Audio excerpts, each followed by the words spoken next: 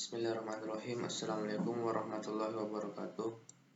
Perkenalkan, nama saya Azhar Zuldani Pratama dari kelas Teknik Komputer B, ingin menjelaskan tentang tren teknologi di tahun 2020 yang berjudul Teknologi in Memory Computing.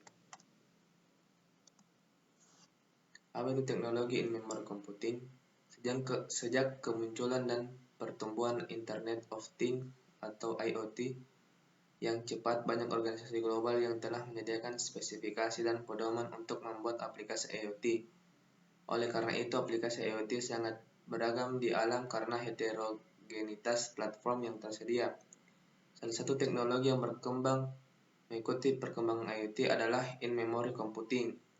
In-memory computing adalah penyimpanan informasi dalam memori akses acak utama atau biasa kita sebut RAM dari server khusus daripada dalam basis data relasional rumit yang beroperasi pada disk drive yang relatif lambat. Banyak perusahaan teknologi memanfaatkan teknologi ini. Sebagai contoh, teknologi in-memory computing yang dikembangkan oleh SAP yang disebut High Speed Analytical Appliance atau disingkat HANA. HANA menggunakan cara teknik yang disebut kompresi data canggih untuk menyimpan data dalam memori akses acak. Kinerja HANA adalah 10.000 kali lebih cepat dibandingkan dengan disk standar yang memungkinkan perusahaan untuk menganalisis data dalam hitungan detik, bukan berjam-jam.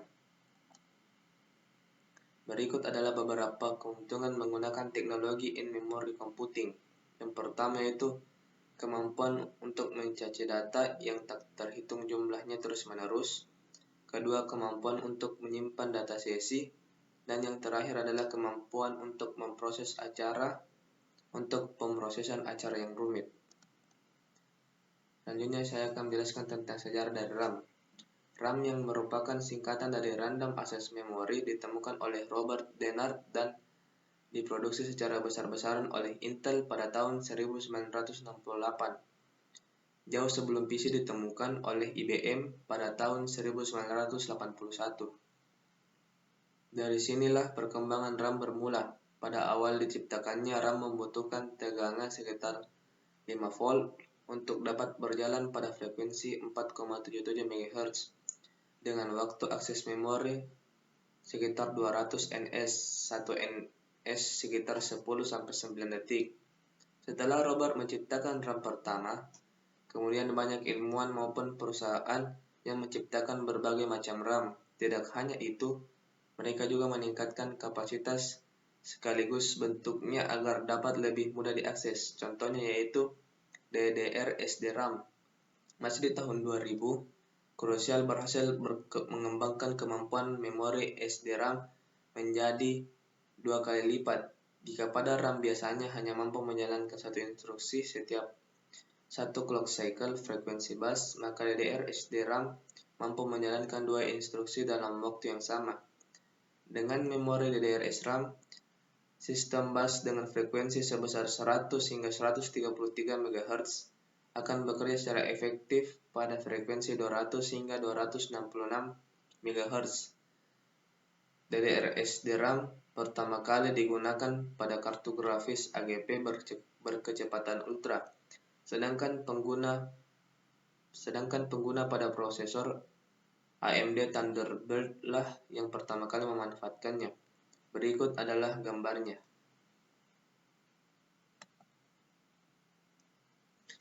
Berikut adalah grafik tentang cara menggunakan Random Access Memory atau RAM dalam perangkat laptop.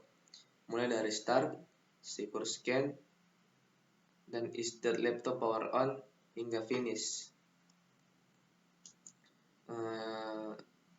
Selanjutnya saya akan mengambil contoh aplikasi dari RAM, yaitu saya ambil dari aplikasi yang diterbitkan oleh iPhone, yaitu iCloud.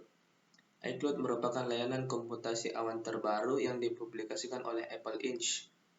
dalam acara Apple Worldwide Developers Conference atau WWDC yang diadakan tanggal 6 Juni 2011 di San Francisco. iCloud memungkinkan para penggunanya untuk mensinkronisasi data seperti foto, musik, dan dokumen ke dalam iPhone, iPad, iPod, iPod Touch, Mac, dan komputer secara otomatis pada waktu yang bersamaan, sehingga pengguna dapat mengaksesnya di mana saja dan kapan saja tanpa perlu membackup data secara manual. Berikut adalah data perkiraan jumlah pengguna Colt. Penyimpanan secara virtual melalui sistem cloud telah mengalami pertumbuhan sejak 2014.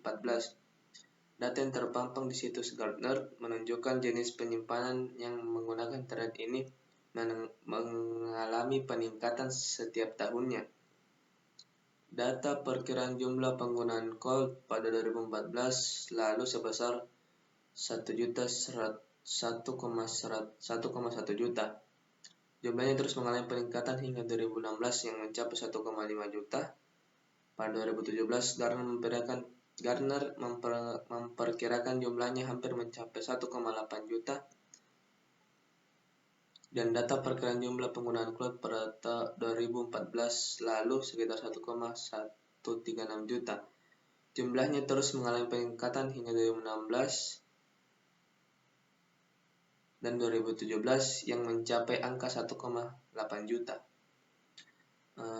Untuk tren teknologi RAM ini, insya Allah saya ingin buat adalah bisa menyatukan hard disk dan RAM dalam satu tempat agar bisa aksesnya mudah dijangkau. Sekian dari saya. Assalamualaikum warahmatullahi wabarakatuh.